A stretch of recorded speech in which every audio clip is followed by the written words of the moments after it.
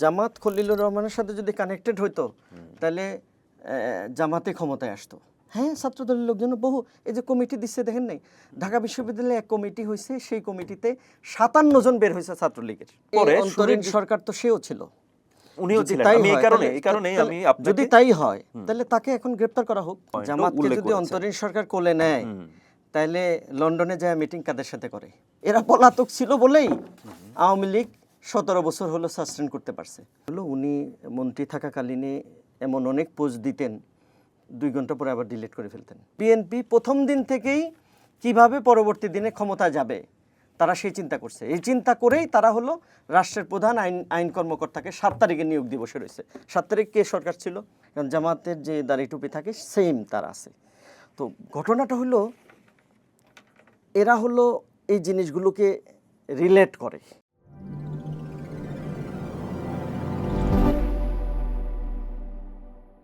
চর্চায় স্বাগত।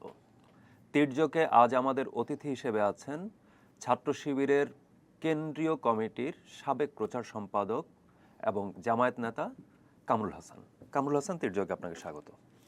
আমরা এই সমসাময়িক রাজনীতির নানা ধরনের, একটা তো অন্তর্বর্তী সরকারের পরে একটা নতুন সরকার এলো, নতুন সরকার আসার পর একটা প্রথম অধিবেশন বসলো ত্রয়োদশ সংসদে, তারপরে আমরা মাঠেও দেখছি জামায়াত ইসলামকে, আবার সংসদেও দেখছি এই ধরনের কিছু বিষয়। আমি একদম সাম্প্রতিক একটা বিষয় থেকে আলোচনায় আসবো, যেটা নিয়ে জামায়াতের নিয়ে একটা বিতর্ক তৈরি হয়েছিল। সেটা হচ্ছে শাহ আলী মাজার, মিরপুরের মাজারে হামলার বিষয়টাতে। এই জায়গায় মানে এই যে অভিযোগটা এলো, আমরা জামায়াতের বিবৃতি দেখেছি, কিন্তু যেহেতু আমরা আজকে আপনাকে পেয়েছি, আমরা আপনার কাছ থেকে জানতে চাইবো যে বিষয়টা কি, মানে এই অভিযোগের প্রেক্ষাপটটা কি, অভিযোগটা কেন উঠলো আসলে জামাতের বিরুদ্ধে? ধন্যবাদ ভাই। মূল বিষয়টা হলো শুধু শাহ আলীর মাজার না, এখন পর্যন্ত বিশেষ করে ইন্টারিম সরকার আসার পর থেকে এখন পর্যন্ত বেশ অনেকগুলো ঘটনা ঘটেছে। তার মধ্যে কুষ্টিয়া যে কুমারখালী, সেখানে তো শামীম নামে একজনকে মেরে ফেলা হয়েছে। তো এই যে ঘটনাগুলো ঘটছেন, প্রথমত হলো এই ঘটনাগুলো কোনোটাকে সমর্থন করার কোনো সুযোগ নেই। এগুলো প্রত্যেকটাই মব এবং প্রত্যেকটাই হলো আইনের দৃষ্টিতে অবৈধ, অন্যায়। তো এটা হলো 1 নম্বর কথা। 2 নম্বর কথা হলো আমরা ফ্যাসিস্ট আমলে দেখেছি যে ধরেন যে কোনো একটা ঘটনা ঘটলো, সাথে সাথে বলা হলো, একদম প্রাইম মিনিস্টার থেকে শুরু করে মন্ত্রী এমপি সবাই বলে দিলেন যে এই ঘটনার সাথে জামাত শিবির সম্পৃক্ত। তো এই যে এই ব্যাপারটার ফলে যেটা হইতো যে সত্যিকার অপরাধী যারা, তারা এখানে হলো পার পেয়ে যেত। তো এখন এসে দেখলাম যে সেই চর্চাটা অব্যাহত আছে। যেমন কুষ্টিয়ার ঘটনাটা যদি বলি, সেখানে একেবারে সরাসরি বিএনপির লোকজন জড়িত বলে আমরা পরবর্তীতে পত্রপত্রিকার মাধ্যমে দেখলাম। তো আজ পর্যন্ত সেটার কি বিচার হয়েছে? সেখানে যারা এই ঘটনার সাথে সম্পৃক্ত হয়েছে তারা কি গ্রেপ্তার হয়েছে? তারা কি হলো পানিশমেন্টের আওতায় আসছে বা কি হয়েছে? কিছুই হয়নি। ঘটনা কিন্তু অলরেডি কয়েক মাস পার হয়ে গেছে। সেম ঘটনা এখন ধরেন আমরা যদি কুমারখালীতে এটা করতে পারতাম, যে অপরাধীকে ধরতে পারতাম, তারপরে হলো পাকড়াও করতে পারতাম, তাকে হলো পানিশমেন্টের আওতায় নিয়ে আসতে পারতাম, তাইলে একটা বার্তা যেত সারা দেশে যে না, সরকার খুব কঠিন, এটা করলে পার পাওয়া যাবে না। এখানে এসে যেটা ঘটলো, মিরপুরে ঘটনা ঘটলো, সাথে সাথে এখানে কিন্তু একদম স্পষ্ট ফুটেজ আছে, তারপরে হলো প্রত্যেকটা লোকের চেহারা কিন্তু স্পষ্ট।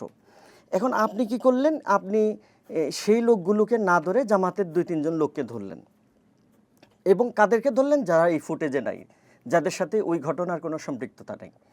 ধরে কি করলেন? এই ঘটনাটাকে জামাতের সাথে মার্জ করে দিলেন। তাইলে কি হলো? ফ্যাসিস্ট আমলে এই ঘটনাটাই ঘটতো, যে কোনো ঘটনা ঘটতো জামাতের সাথে মার্জ করে দেওয়া হতো। সেম ঘটনা ঘটছে। আমার কথা হলো এখানে তো ফুটেজ আছে, কে করছেন তার স্পষ্ট ছবি আছে। তাহলে এই যে গত পরশুদিন বা তার আগের দিন ডুয়েটে যে হামলা হলো, বহিরাগত ব্যানারে ছাত্রদল হামলা করছেন, সেখানে ছাত্রদলের নেতা কে কে ছিল প্রত্যেকের কিন্তু নাম, ছবি টবি সহ আজকে দেখলাম এটা ব্যানারও হয়ে গেছে, পোস্টারও হয়ে গেছে তাদের পরিচয় দিয়ে। তাহলে আপনি যদি সেখানে জামাতের কেউ জড়িত থাকতো, এখনও আমি বলি যদি আজ থাকে, তাহলে পুলিশের তো, এখানে তো বিএনপির গভর্নমেন্ট, পুলিশের তো সুযোগ আছে ওই ভিডিওগুলো অ্যানালাইসিস করে তাদেরকে ধরার। এবং এটার সাথে সম্পৃক্ত কারা সেটা বলা, না, সেই জিনিসগুলো না হয়ে কি হলো যে ভিন্ন কয়েকজন জামাত নেতৃবৃন্দকে গ্রেপ্তার করলেন, করে হলো এই ঘটনার সাথে মাস করে দিলেন, দিয়ে বললেন যে এই ঘটনা জামাত ঘটিয়েছে। আমি খুব স্পষ্ট করে বলতে চাই, জামাতও বিবৃতি দিয়েছে, গতকালকেও জামাতের একটা বিবৃতি আসছে। হ্যাঁ, জামাতের বিবৃতি যেটা এসেছে মূলত হচ্ছে কেন্দ্রীয় নির্বাহী পরিষদের সদস্য এবং ঢাকা মহানগর উত্তরের আমির মোহাম্মদ সেলিম উদ্দিন, উনি যেটা আসলে বিবৃতিতে যেটা উল্লেখ করেছেন সেই বিবৃতিটা আমরা দেখেছি এবং সেইখানে বেশ কিছু প্রসঙ্গ এসেছে যে এর আগে বক্তব্য ওই আসনে জামায়াতের একজন এমপি আছেন, তো মীর মোহাম্মদ বিন কাসেম, তো ওনার যে বক্তব্য বা হচ্ছে জামাতের তাৎক্ষণিক যে প্রতিক্রিয়া, সেইখানে বলা হলো যে পুলিশ আসলে ওইখানে মাদক বিরোধী একটা অভিযান চালিয়েছিল, এই বক্তব্যটা। কিন্তু পুলিশ হচ্ছে বলছে যে আমরা এই ধরনের কোনো অভিযান চালাই নাই। এই যে জায়গাগুলো বা হচ্ছে বলা হলো যে সমকালকে একটা কোর্ট দিয়েছিলেন সংসদ সদস্য মীর আহমদ বিন কাসেম, তিনি বলেছেন যে ঘটনা শোনার পর পুলিশের মিরপুর বিভাগের উপকমিশনারকে আমি কল দিয়েছি, কথা বলেছি এবং এই বিষয়ে যে ব্যবস্থা গ্রহণ বা এই বিষয়গুলো নিয়ে কথা বলেছেন এবং তিনিও অভিযানের বিষয়ে কিন্তু উল্লেখ করেছেন কোর্টে। পুলিশ বলছে ওই যে ব্যক্তির কথা উপকমিশনার, ওই উপকমিশনার বলছে তার সঙ্গে ওই দিন বা তার পর দিন আমার কোনো কথাই হয়নি। এই যে তথ্য বিভ্রাট, হ্যাঁ, যে একটা বলা হচ্ছে প্রতিক্রিয়ায় কিন্তু আমরা কাউন্টারে গিয়ে দেখছি যে সেখানে ডিনাই করা হচ্ছে। এখন সাধারণ মানুষ তো বিভ্রান্ত হয়ে যাচ্ছে, আসলে কে সত্য বলছে, কোনটা সত্য? পুলিশের কথাটাকে আমি সত্য ধরবো নাকি জামায়াত ইসলামের নেতৃবৃন্দ যেটা বলছেন সেটাকে সত্য ধরবো, কোনটাকে আমি সত্য ধরবো? আসলে এখানে আমি খুব স্পষ্ট করে বলি, এখন তো আমরা মধ্যযুগে বসবাস করছি না, আমরা যে যুগে বসবাস করছি, যে সময়ে বসবাস করছি, এই সময় তো একটা কন্ট্রাডিক্টরি ইস্যু, যেহেতু গভর্নমেন্ট তারা, সরকারে তারা এই জিনিসগুলো জনগণের সামনে নিয়ে আসুক যে আরমান সাহেব যেটা বলছেন সেটা সঠিক না, কিংবা এখানে যারা সম্পৃক্ত এই ফুটেজে উনি জামাতের, এভাবে নিয়ে আসুক, এনে হলো অপরাধীকে শাস্তির আওতায় আনুক, অসুবিধা তো নাই। কিন্তু সমস্যাটা কোথায় ভাই? সমস্যাটা হইলো যে এটা করবে না তারা। কেন করবে না? কারণ আপনি খবর নেন যে এখানে কারা সম্পৃক্ত, যাই দেখবেন যে কোনো না কোনোভাবে তাদের লোকজন এখানে সম্পৃক্ত। কেন সম্পৃক্ত? কারণ ওইখানে মূলত তো ব্যবসাটা হলো মাদকের ব্যবসা। এখন মাদকের ব্যবসাটা আগে ফ্যাসিস্ট আমলে আওয়ামী লীগের লোকজন করতো, এখন তারা নাই, তাদের অ্যাবসেন্সে কারা করতেছে? বিএনপির লোকজনই করতেছে। সেটা হস্তক্ষেপ হয়েছে বা সেই জিনিসটা হলো বাধাপ্রাপ্ত হয়েছে, যেভাবেই হোক যারা করছে, কারা দিচ্ছে সেটা তো সরকার বের করবে। বিএনপি তো আর বিএনপির ব্যবসায় বাধা দেবে না, না সেটা দিবে না, কিন্তু আমার কথা হলো কারা দিছে। আমি যদি ধরি যে বাধা দেওয়ার জন্য আসলে স্থানীয় লোকজন বা হচ্ছে একটা গোষ্ঠী, এখন ধরেন স্থানীয় লোকজন দিছে কিংবা সন্ত্রাসীরা দিছে, একটা গোষ্ঠী দিছে, সেটা যেই হোক, হ্যাঁ, বিএনপির ব্যবসাটায় হামলা করলো, সেটা তো হচ্ছে কন্ট্রাডিক্টরি হচ্ছে। তাহলে সেখানে স্বাভাবিকভাবে অপোনেন্টের দিকে কোশ্চেন আসে, অপোনেন্ট হিসেবে তো সংসদে আপনারাই আছেন না, অপোনেন্ট হিসাবে আমরা আছি, বাইরেও আপনারাই আছেন কিংবা বাহিরেও আছি, কিন্তু আমরা তো স্পষ্ট করে বলছি যে আমাদের সম্পৃক্ততা নাই, নাম্বার 1। নাম্বার 2 হলো যদি আমরা সম্পৃক্ত হই, আপনারা এরপরও বলছেন, তাহলে বের করেন, বের করে যারা আছে তাদেরকে হলো পানিশমেন্টের আওতায় নিয়ে আসেন। এটা তো আর মানে সুন্দর তো ব্যাপারটা।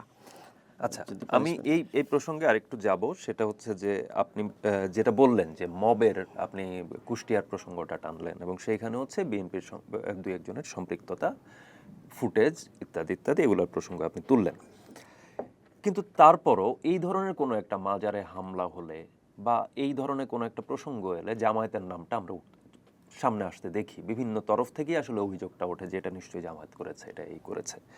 এটার কারণ কি এই যে আপনারা এখন পর্যন্ত এই ধরনের হামলার ক্ষেত্রে হচ্ছে তাৎক্ষণিকভাবে অভিযোগ আপনাদের দিকে আঙুল তোলার আগে আপনারা ওইটার বিচার দাবি বলি বা এই ধরনের বিবৃতি তাৎক্ষণিকভাবে দিচ্ছেন না, এটা কি একটা কারণ হতে পারে? বিষয়টা ঠিক এরকম না, আমি মনে করি যে জামাত হলো, তাহলে অভিযোগ উঠবার আগে কেন আপনাদের বিবৃতি আসছে? যে না জামাত তো তাৎক্ষণিকভাবেই দিচ্ছে যখন যেটা দেওয়ার দিচ্ছে, কিন্তু সমস্যাটা হলো কি, সমস্যা হলো যে অপোজিশন চিন্তা করেন যে আসলে জামাতের সাথে মাস্ট করে, জামাতের সাথে রিলেট করে এরকম কি আছে।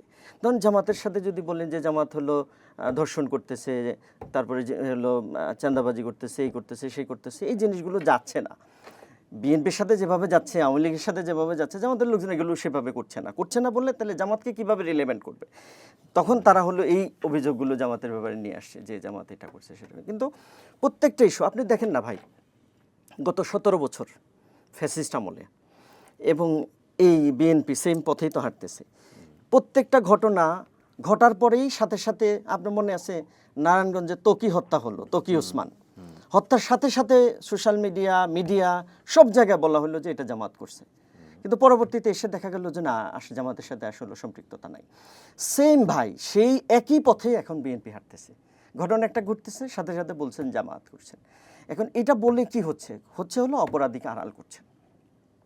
সেকেন্ড হলো অপরাধীকে আরও অপরাধ করবার হলো সুযোগ তৈরি করে দিচ্ছেন।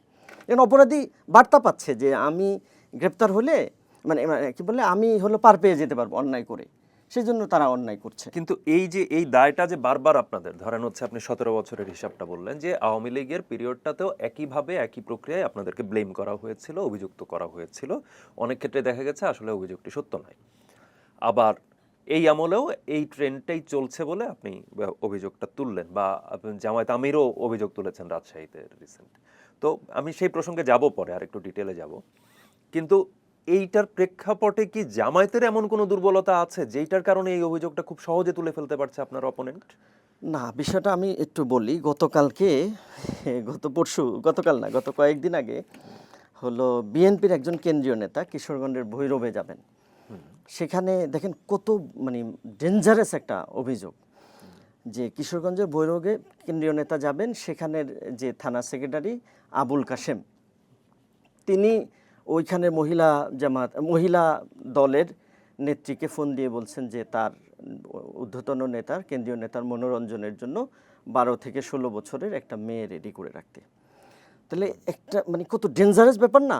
এবং সেই আবুল কাশেম যিনি সেক্রেটারি এবং তাকে পরবর্তীতে বিএনপি বহিষ্কারও করেছে, সেই আবুল কাশেমের চেহারা দেখেন, ছবি দেখেন, দেখলে আপনি এটাকে জামাত বলে দিতে পারবেন, কারণ জামাতের যে দাড়ি টুপি থাকে সেম তার আছে।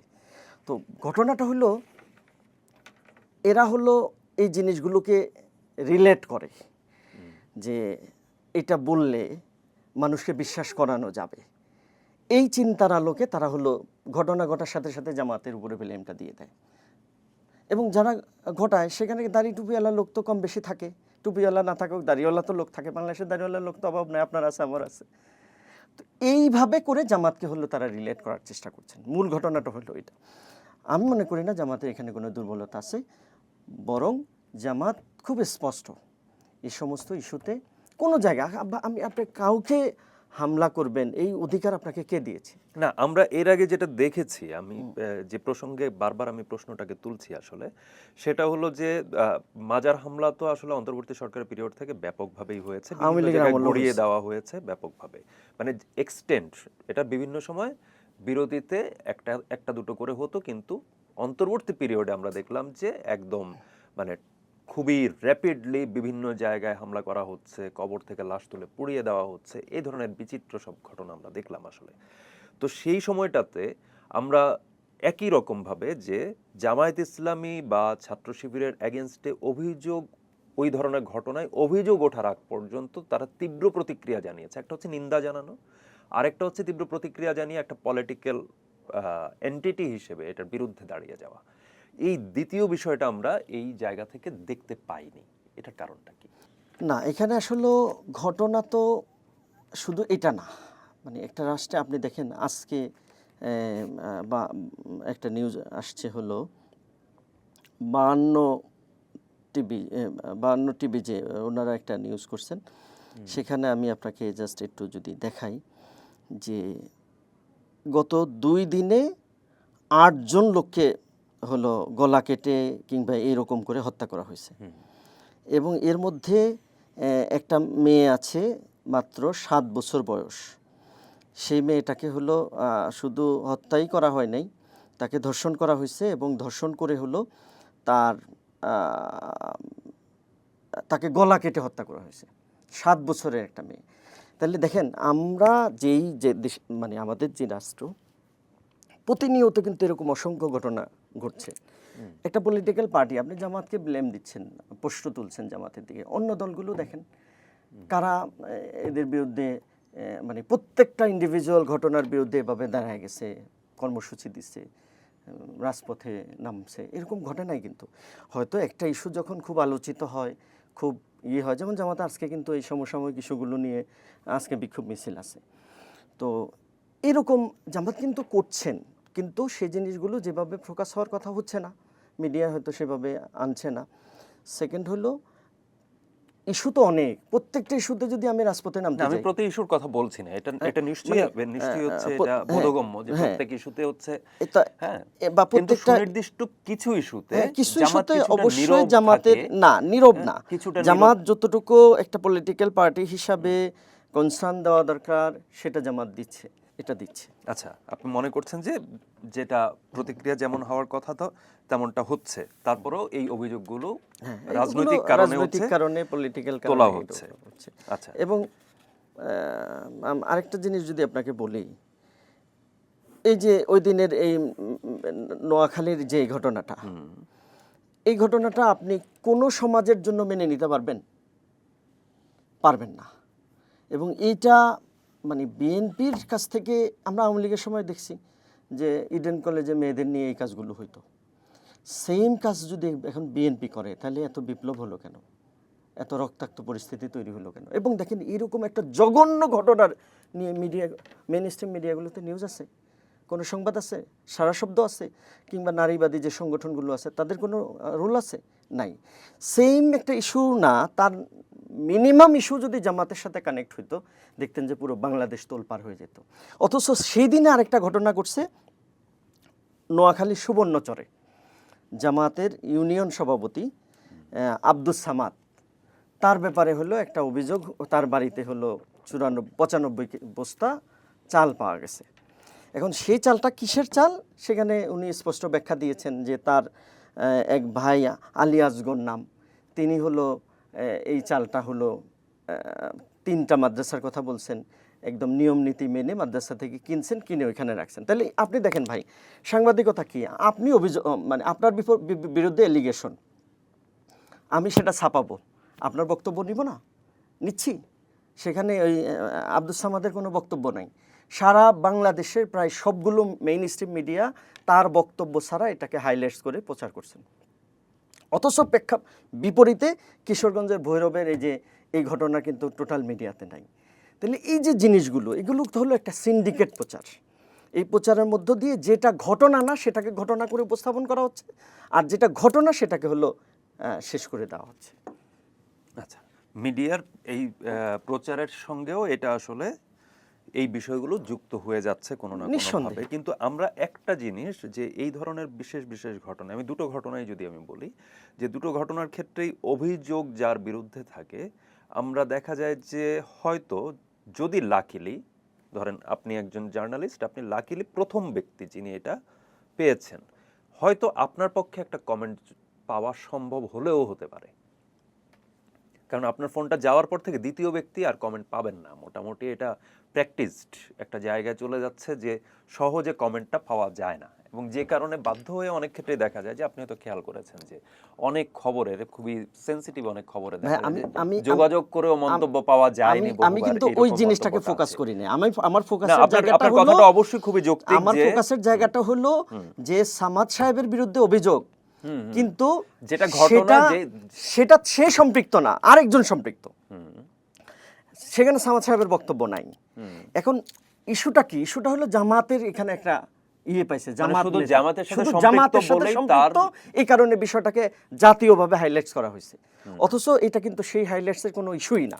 কারণ হলো উনি তো কোনো পাওয়ারফুল ব্যক্তি না, উনি যে যদি চেয়ারম্যান হইতো, মেম্বার হইতো, নাকি বিষয়টা যে পাওয়ারফুল ব্যক্তি না বলেই আসলে হচ্ছে এইভাবে হাইলাইট করা হয়েছে? না না, এটা জামাত এখানে আছে, জামাতের ইউনিয়ন সভাপতির বাড়ি। জামাত তো এখন বিরোধী দল, সে তো এক ধরনের পাওয়ার এক্সারসাইজে আছেই। ভাই, জামাতকে আপনি কয়েকদিন আগে একটা নিউজ হয়েছে, জামাতের এক নেতার শ্বশুর হলো মাদকার সাথে সম্পৃক্ত, এটাকে পত্রিকাগুলো হাইলাইট করছেন, জামাতের নেতার শ্বশুর।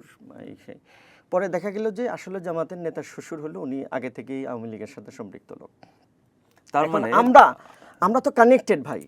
আপনার রিলেভেন্টের মধ্যে অনেকে বিএনপি আছে, অনেকে আওয়ামী লীগ আছে, অনেকে জামাত আছে না? তাহলে আমরা যেটা করছি, মিডিয়াগুলো যেটা করছে, কিংবা এটা করানো হচ্ছে, এটা ফ্যাসিস্ট আমল করাইতো, এজেন্সিগুলো থেকে এক ধরনের নিউজ হলো দেওয়া হইতো, সেটা ছাপানো হইতো, এবং এটা কেন করানো হচ্ছে? জামাতকে তার ইমেজকে নষ্ট করবার জন্য, যে পলিটিক্যালি জামাতের তার মানে কি ইমেজটাকে জামাতের নেতাকর্মীরা আসলে কোনো ধরনের অপরাধ বা মিসডিড মিসকন্ডাক্টের সাথে যুক্ত নন, আপনি এটা বলবেন? অ্যাবসোলিউটলি এটা বলার কোনো স্কোপ নাই। মানুষ মানে থাকতে পারে, কিন্তু একটা মানুষকে আপনি আগে তো জাস্টিফাই করবেন। কোনো একটা ঘটনা ঘটছে, সাথে সাথে আপনি বলবেন এটা সে করছে, এটা তো হয় না। এরপরে জামাত তার রাজনৈতিক যে প্র্যাকটিস, তার সাংগঠনিক যে প্র্যাকটিস, সেই প্র্যাকটিসে অপরাধ করার সুযোগ অন্যদের চাইতে বহু অংশে কম, এবং প্র্যাকটিক্যাল লাইফও তাই হচ্ছে। আপনি জামাতের লোকজনের ব্যাপারে এলিগেশন যেগুলো পাচ্ছেন, দিন শেষে যে সেটা প্রুভ হচ্ছে না, কিন্তু এলিগেশন আসছে এবং পত্রিকার মাধ্যমে সেটা কিন্তু প্রচার হচ্ছে বড় করে, কিন্তু পরবর্তীতে এটা প্রুভ হচ্ছে না, সেই জিনিসটা কিন্তু আর জাতি জানতেছে না। তাহলে এর মানে কি, একটা রেকর্ড কিন্তু একটা দলের বিরুদ্ধে হয়ে গেল যে এটা হচ্ছে, অথচ সেটা কিন্তু সত্য না। তো আমি এই জায়গাটাই আপনার মাধ্যমে মিডিয়াকে বলবো। আরেকটা জিনিস দেখেন, জামাত নিয়ে আলোচনা হয় টকশোতে, জামাতের কোনো লোক নাই, বাম লোকজন আলোচনা করতেছেন, বিএনপি করতেছেন, আওয়ামী লীগ করতেছেন, সাংবাদিক করতেছেন, জামাত নিয়ে আলোচনা করতেছেন। এটা আগেও দেখছি, এখনও হচ্ছে, কিন্তু সেখানে জামাতের কেউ নেই। জামাতের বিরুদ্ধে সবাই বক্তব্য দিচ্ছে, কথা বলতেছে, তাদের একটা নেরেটিভ তৈরি করতেছে। এই পয়েন্টটাতে আমি আপনার কাছে একটা জিনিস জানতে চাইবো বরং, তাহলে এই যে ধরেন এই আলোচনায় জামাতের একজন প্রতিনিধি থাকা দরকার, অবশ্যই, কিন্তু সেটা করছেন না, সেটা নিচ্ছেন না। তাহলে এইভাবে করে মানে একটা দলকে যখন আপনারা মানে মিডিয়া এটা করতে চায়, এটা কিন্তু ঠিক না। তাহলে জামাত তো আসলে যেভাবে মজলুম হয়েছে, সেই দলটাকে আবার যদি এভাবে তথ্য সন্ত্রাস করা হয়, তাহলে আরও মজলুম হচ্ছে। তো আমি এই জায়গা থেকে মিডিয়াকে অনুরোধ করব, রিকোয়েস্ট করব, দাবি করব যে কোনো একটা ঘটনাকে আপনারা সরাসরি ঘটার সাথে সাথে এটাকে জামাতের সাথে সম্পৃক্ত করে নিউজ করে ফেলতেছেন, কোনো যাচাই নাই বাছাই নাই, এবং একই সুরে সবাই করতেছেন। এই জিনিসটা ঠিক না। বরং আমি আপনার কাছে একটা পয়েন্টে, আপনি আপনার কথার পরিপ্রেক্ষিতে একটা জিনিস আমি একটু জানতে চাইবো ছোট্ট করে। সেটা হলো যে জামায়াতের মিডিয়াতে জামায়াতের নেতৃবৃন্দ বা হচ্ছে কর্মী, তাদেরকে আসার ক্ষেত্রে কোনো ধরনের বাধা কি আছে দলীয় জায়গায়? কোনো প্রোটোকল বা সামথিং এই ধরনের কিছু একটা? কারণ আমরা যেটা ফেস করেছি বিভিন্ন সময়, সেটা হচ্ছে কোনো একটা প্রসঙ্গে আসলে যেটা কথা বলতে প্রসঙ্গটা তুললেই দেখা যাবে যে এক পক্ষ জামাতের দিকে আঙুল তুলবে, তখন আমার অবশ্যই হচ্ছে জামাতের একজনকে দরকার। আমরা কিন্তু যোগাযোগ করে সেই রেসপন্সটা কখনো কখনো দেখা গেছে আমরা পাচ্ছি না, যে স্টুডিও কনভারসেশনের মধ্যে হোক বা যেটা। সেই জন্য আমি জানতে চাইলাম যে এই ক্ষেত্রে কি আপনাদের কোনো প্রোটোকল আছে? না, এটা এখন তো অ্যাভেলেবেল। একটা সময় তো কিছু ক্রাইসিস ছিল, জামাতের লোকজনকে হয়তো পাওয়া যেত না আওয়ামী লীগের আমলে। আপনারা না, আওয়ামী লীগের আমলের কথা আমি বলছি না, কিন্তু এই সময় এসে এই ক্রাইসিসটা নাই। এখন তো কথা আমরা কিছু ফেস করি, এখন কথা বলছেন সবাই, কথা বলছেন। আমি একটু অন্য প্রসঙ্গে যাব, রাজশাহীর প্রসঙ্গটা মাঝখানে আমি বললাম যে এই প্রসঙ্গে আমি আরেকটু যাব সামনে। সেটা হচ্ছে রাজশাহীতে একটা জনসভা, 11 দলীয় জোটের যে সভা, সেইখানে একটা কনভারসেশনে স্বাভাবিকভাবে জুলাই সনদ নিয়ে আপনারা সংসদেও সরব এবং মাঠেও সরব, রাজপথেও সরব। সেইখানে কিছু কমেন্ট করেছেন জামায়াতের আমির ডাক্তার শফিকুর রহমান। তিনি বলেছেন যে স্বপ্নবাজ তরুণদের কোরবানির ফলে অনেকে কারামুক্ত হয়েছেন, কেউ প্রধানমন্ত্রী হয়েছেন, কেউ মন্ত্রী হয়েছেন। কৃতজ্ঞ না থেকে বিগত স্বৈরাচার যে পথে হাঁটছিল আপনারাও সে পথেই হাঁটছেন। হ্যাঁ, কি কি সিম্পটম আসলে আপনারা দেখছেন স্বৈরাচারের দিকে যাত্রার? প্রথম কথা হলো, দেখেন, সংবিধান নিয়ে সালাউদ্দিন ভাই প্রতিদিন প্রতি সময় সব সময় ব্যাপক বক্তব্য দেন। সংবিধানে স্পষ্টভাবে বলা আছে যে স্থানীয় সরকার হলো অবশ্যই জনগণের দ্বারা নির্বাচিত হবে। কেয়ারটেকার মানে ইন্টারিম গভর্নমেন্ট কি করলেন, ওই সময় একটা পরিস্থিতি তৈরি হয়েছে, যার কারণে তারা একটা অধ্যাদেশ জারি করে কয়েকজন প্রশাসক নিয়োগ করছিলেন। বিএনপি এসে করলো কি, ওইটাই রেখে দিলেন, দিয়ে তারা হলো প্রশাসক নিয়োগ করে দিলেন। অথচ এই জিনিসটাই বিএনপির আপনি যে 31 দফা দেখেন, ইশতেহার দেখেন, কিংবা জুলাই সনদ দেখেন, কোথাও নাই যে আপনি এভাবে প্রশাসক নিয়োগ দিবেন। না, প্রশাসক নিয়োগ তো একটা আমি একটা করে আসছি, আমি একটা করে আসছি, পরিস্থিতি বা বিশেষ পরিস্থিতি, এখন কি সেই পরিস্থিতি আছে? সরকার সেই সময়টাতে করেছিল। এখন কি সেই পরিস্থিতি আছে? আপনারা তো নির্বাচন দিয়ে তারপরে যেতে। এখন কি সেই পরিস্থিতি আছে? এখন তো স্থানীয় সরকার নির্বাচনের একটা আলোচনা শুরু হয়েছে অলরেডি। হ্যাঁ, বিভিন্ন দল যেমন এনসিপি 100 প্রার্থী ঘোষণা না, করেছে, আলোচনা শুরু হয়েছে। জামায়াত নিজের মতো করে ভাবছে, কিন্তু আমার এই ধরনের কথাটা একটা ওইটা আলোচনা। না। হ্যাঁ, আমার কথা হলো আপনি তো ক্ষমতা নেওয়ার পরে আজকে তো 3 মাস হলো প্রায়। 3 মাস 3 মাস হবে। 3 মাস হবে সামনে। তাহলে 2-2.5 মাস শেষ হলো। তাহলে আপনি ক্ষমতা এসেই তো ইলেকশন ঘোষণা দিয়ে দিতে পারতেন যে হ্যাঁ আমরা এই জায়গাগুলো দীর্ঘদিন ধরে ফাঁকা আছে, ইন্টারিমের সময় এখানে প্রশাসক নিয়োগ হয়েছে, সংবিধান অনুযায়ী এখানে প্রশাসক নিয়োগের সুযোগ নাই, সুতরাং আমরা এটা ইলেকশনের দিকে যাব। হ্যাঁ, ইলেকশনের দিকে তো যাচ্ছে। 3 মাসের ভেতরে কিন্তু আপনার ইলেকশনের এক ধরনের নড়াচড়া শুরু হয়েছে। সিইসি এক ধরনের কথা বলছেন, হ্যাঁ, যে দলীয় প্রতীক্ষা হবে না। না, আপনি আর কত, মানে আপনার অন্তর্বর্তী সরকার যার প্রধান কাজ ছিল ইলেকশন দিয়ে একটা রাজনৈতিক ক্ষমতার হস্তান্তর করা, গণতান্ত্রিকভাবে একটা ক্ষমতা হস্তান্তর করে যাওয়া, সে 18 মাস না লাগালো। না না, ইন্টারিম সরকার, বিএনপি ক্ষমতা আসার ইন্টারিম পরে সরকারের শুধু প্রধান কাজ এটা ছিল না, অন্যতম প্রধান কাজ তো এটা হ্যাঁ, ছিল। অন্যতম প্রধান হ্যাঁ, কাজ, অন্যতম এবং প্রধান তার কাজ আগে এটা ছিল। সংস্কারটা হলো তার আরো বড় প্রধান কাজ ছিল।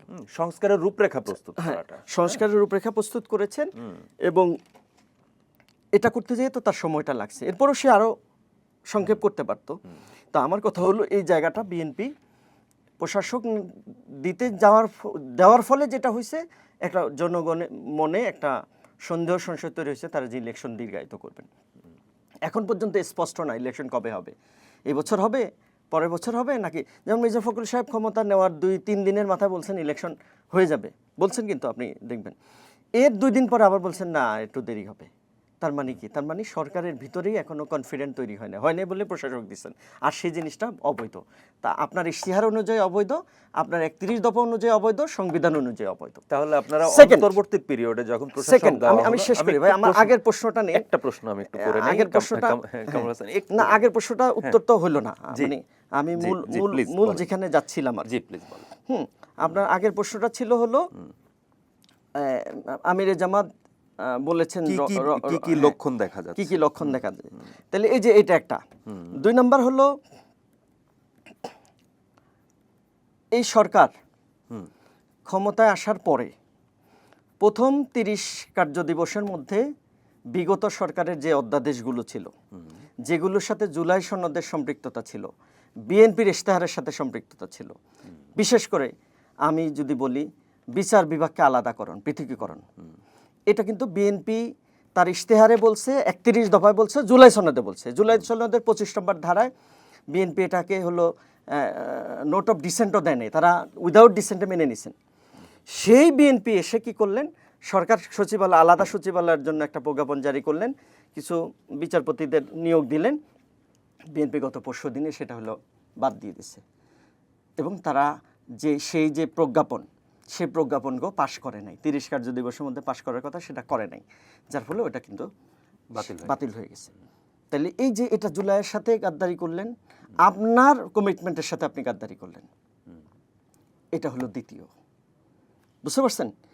তৃতীয় হলো 44 দিন আলোচনা হলো জুলাই সনদ নিয়ে, মানে একেবারে ফাইনাল স্টেজে যায় 44 দিন আলোচনা হলো, হয়ে তো জুলাই সনদটা হলো। সেটা বাস্তবায়নের প্রক্রিয়া কি? কনস্টিটিউশনের দোহাই তো সারাদিন দিচ্ছেন। কনস্টিটিউশনের 7-এর খ-এর আলোকে, অনুচ্ছেদ 7-এর খ, শেখ হাসিনা সরকার 4টা জায়গা নির্ধারণ করে গেছেন, এখানে কোনো চেঞ্জ করতে পারবেন না। এর মধ্যে প্রথম ভাগ প্রজাতন্ত্র যেটা, সেটা। দ্বিতীয় ভাগ প্রিন্সিপাল অফ দ্য স্টেট, সেটা। তৃতীয় হলো মানে ফান্ডামেন্টাল রাইটস। আর চতুর্থ হলো 150 অনুচ্ছেদ। 150 অনুচ্ছেদে 2টা কথা আছে, একটা হলো স্বাধীনতার ঘোষণাপত্র, আর একটা হলো স্বাধীনতার ঘোষক। এই 2টা, ঘোষক শেখ মুজিবকে বলছেন, আর ঘোষণাপত্র। এই 4টা জায়গায় কোনো পরিবর্তন করতে পারবেন না। এটা হলো এই 15তম যে সংশোধনী, সেই সংশোধনীর আলোকে। ইভেন এই পরিবর্তন যদি সরকারি দল, বিরোধী দলের সকল সংসদ সদস্যরাও একসাথে হন, তারপরেও করতে পারবেন না। সংসদে করার এই ক্ষমতা নাই। এই নাই বলে, অথচ জুলাই সনদে অনেকগুলো বিষয় আসছে, যেমন ধরেন দ্বিকক্ষ বিশিষ্ট সরকার ব্যবস্থা, এটা সংবিধানের প্রথম যে ভাগ প্রজাতন্ত্র, সেখানের সাথে সাংঘর্ষিক। এরকম অনেকগুলো ইস্যু আছে যেটা আপনি এই সংসদে হলো কোনোভাবে বাস্তবায়ন করতে পারবেন না। তাহলে আপনি যদি জুলাই সনদ বাস্তবায়ন করতে চান, তাহলে আপনাকে একটা স্পেশাল প্রসেসের মধ্যে আসতে হবে। সেই প্রসেসটা কি? সেই প্রসেসটাই হলো গণভোট। সেই প্রসেসটাই হলো প্রথম সংসদ সদস্যরা সংসদে বসে শপথ নেবেন, একই সময়ে 2টা শপথ নেবেন। একটা হলো সংস্কারের জন্য সংস্কার পরিষদের শপথ, আর একটা সংসদ সদস্যের শপথ। তাহলে এই সংসদ সদস্যরা যে বিষয়গুলো ঐক্যমত হয়েছেন এই বিষয়গুলো সংবিধানে হলো যুক্ত করবেন। তাহলে আইনি আর কোনো জটিলতা তৈরি হতো না। এখন বিএনপি যে জায়গায় নিয়ে আসছে এই জায়গায় তো জটিলতা তৈরি হয়েছে, এবং এই কারণেই তো জামাতকে রাজপথে যাওয়া লাগছে। কারণ জুলাই সনদ, এই সংস্কার, মানুষের আকাঙ্ক্ষা, রক্ত দেওয়া, সবগুলো হলো এখন বৃথা যাচ্ছে। তো সেই কারণেই জামাতকে আজকে রাজপথে যেতে হয়েছে, সোজা সাপটা কথা। এবং জামাত সংসদে এগুলো নিয়ে কথা বলছেন, জামাতের সংখ্যা কম, এই কথা কাজ হচ্ছে না, তারা তাদের মতো করে আগাচ্ছেন। আপনি বলেন মানবাধিকার কমিশনের যেই অধ্যাদেশ সেটা আপনি বাতিল করে দিচ্ছেন, পুলিশ অধ্যাদেশ বাতিল করে দিচ্ছেন, গুম অধ্যাদেশ বাতিল করেছেন। কেন রে ভাই? আপনি কি চান সালাউদ্দিন সাহেবের মতো আরও গুম হোক? এখনও আমার হলো কয়েকশো মানুষ গুম আছেন, তারা কোথায় আছেন কেউ জানে না। তাহলে এই জিনিসগুলো কেন বাতিল করতে হবে? তার মানে সোজা সাপটা কথা হলো বিএনপি আসলে সংস্কার চায় না। বিএনপি যদি সংস্কার চাইতো তাহলে তারা এই বাঁকা পথে হাঁটতো না, জুলাই সনদ নিয়ে তালবাহানা করতো না। এটা নিয়ে বিশদ আলোচনা হয়ে সব ঠিক হয়ে আছে, মানে কিভাবে বাস্তবায়ন হবে, কোন বিএনপির যে রূপরেখা। জায়গাটাতে আমি যতটুকু বিএনপির এখানে যতজন ভাই, আমি এসেছেন তো আমি এটা তাদের একটু সঙ্গে ক্লোজ কথা করি। বলি। হ্যাঁ, জি ক্লোজ। তাইলে আমি খুব স্পষ্ট করে বলি ভাই, বিএনপি আসলে সংস্কার চায় না, তারা হলো চায় ক্ষমতা। এই কারণে তারা যে যা বলছে ঠিক আছে, এটাই সালাউদ্দিন সাহেব নিজেও বলছেন যে আমরা চিন্তা করছি যে কি বলে ইলেকশন হবে না, এই জন্য যা বলছেন সব রাজি হয়ে গেছি। ভাই, এই গাদ্দারি করে কি এখন আপনি টিকতে পারবেন? পারবেন না ভাই, এটা ঠিক হয় নাই। এতগুলো মানুষ রক্ত দিল, এত কিছু হয়ে গেল, একটা সরকার পালায়া গেল, এত মেসাকার হলো, আকাশ থেকে গুলি করা হইলো, ঘরে পর্যন্ত শান্তিতে থাকতে পারলো না, সেখানে গুলি যে মানুষ মারা গেল, এত রক্তক্ষয়ী সংঘর্ষ হলো, এর মধ্য দিয়ে কি পাইলাম আমরা? কোনো পরিবর্তন হয়েছে? ক্ষমতার যে ভারসাম্যর কথা বলা হয়েছে, রাষ্ট্রপতি এবং প্রধানমন্ত্রী, আজকে সালাউদ্দিন সাহেব বলছেন যে রাষ্ট্রপতিকে আমি জিজ্ঞেস করছি আপনি এই অধ্যাদেশ দিতে পারেন কিনা, রাষ্ট্রপতি বলছে আমাকে পারানো হয়েছে। ভাই, সংবিধানই তো রাষ্ট্রপতিকে পারায়। সংবিধানের অনুচ্ছেদের 48 অনুযায়ী রাষ্ট্রপতি শুধু 2টা কাজ করতে পারেন। একটা হলো তিনি প্রধান বিচারপতিকে নিয়োগ দিতে পারেন, শপথ পড়াইতে পারেন, আর একটা হলো প্রধানমন্ত্রীর শপথ পড়াইতে পারেন। এছাড়া উনি কোনো কাজে নিজে করতে পারেন না, প্রধানমন্ত্রী পরামর্শক্রমে সব করতে হয়। ইভেন সংবিধানের 57 নং এই অনুচ্ছেদ, রাষ্ট্রপতি নিয়ে তো আপনাদের আপত্তি আছে, তো তার সেটা ভিন্ন অধ্যাদেশ- হিসাব, অধ্যাদেশ সেটা ভিন্ন, নিয়ে- সেটা ভিন্ন আলোচনা। সংবিধানের 57 নং অনুচ্ছেদে কি বলছে? বলছে প্রধানমন্ত্রী সকল কার্যক্রম বাস্তবায়ন করবেন আর রাষ্ট্রপতির নামে এটা প্রচার করবেন। পরিস্থিতি হলো খায়দায় মুফিজ, মোটা হয় হলো রাজ্জাক, এরকম পরিস্থিতি হয়ে গেছে।